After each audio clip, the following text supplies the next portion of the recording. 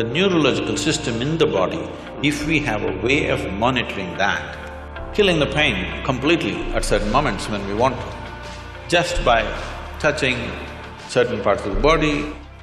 Well, let me pose you a question, Sadhguru. So, we can perhaps work as individuals to, now that I know I take away wakefulness and not consciousness, right? To move towards consciousness. And that's an individual's decision to maybe train in this particular way. So, is there some way that we can harness these insights like you have, harness this understanding, and use it as anesthesiologists to take care of patients?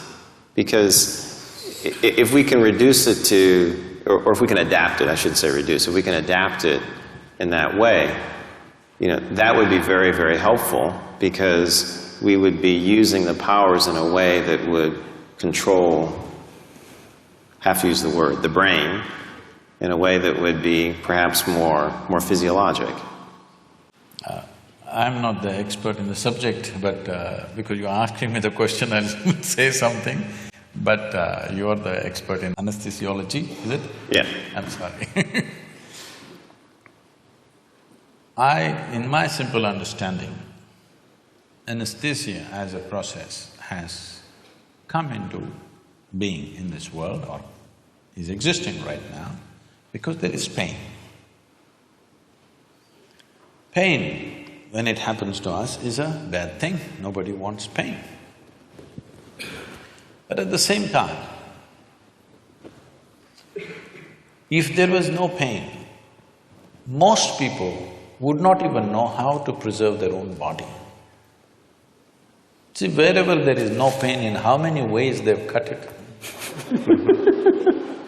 Suppose there was no pain in your nose, they would have cut it in various shapes. It's part of the fashion. If there's no pain at all, believe me, they would have pulled out intestines and swing it on the street and go.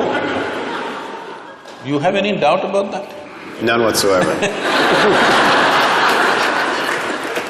So, essentially because there is pain in the body, and pain is a protective mechanism, because most human beings still don't have the necessary intelligence even to preserve themselves. If there was no pain, even if a bicycle comes, people step back, don't think this is out of civilization. Consequence of pain. If there was no pain, even if a truck comes, they would just walk. Yes, they would. So, because of pain, so pain is essentially a protective mechanism for us. Without it, people wouldn't know how to stay alive, how to stay in one piece, they would have cut themselves into pieces. So, but sometimes, as what is called as a surgery, is in some way cutting people up. Sure. So it has become a necessity to cut someone. How to cut them? With minimum amount of disturbance to the system. That's the whole effort.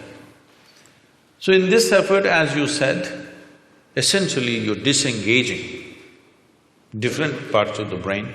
I don't know if it's an exact science or it's generally getting disengaged.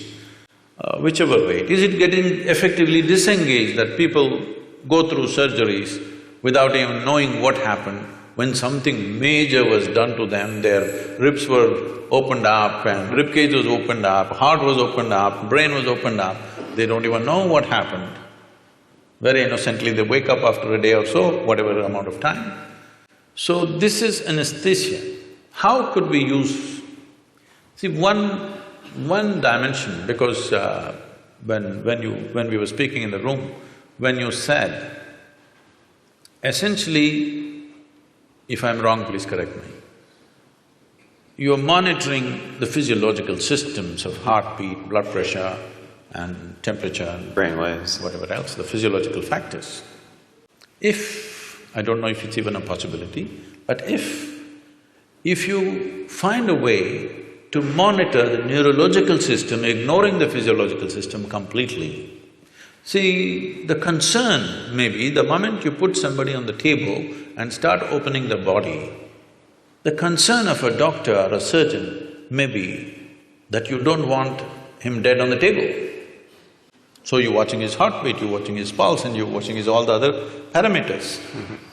I understand and appreciate that concern, but instead of, okay, let's leave the physiological monitoring as it is, but if we have a way, I don't know if there is a way in the medical science, if we monitor the neurological system, not just the brain, the neurological system in the body, if we have a way of monitoring that, I think the entire art of anesthesia could raise to a different level at a very minimum interference.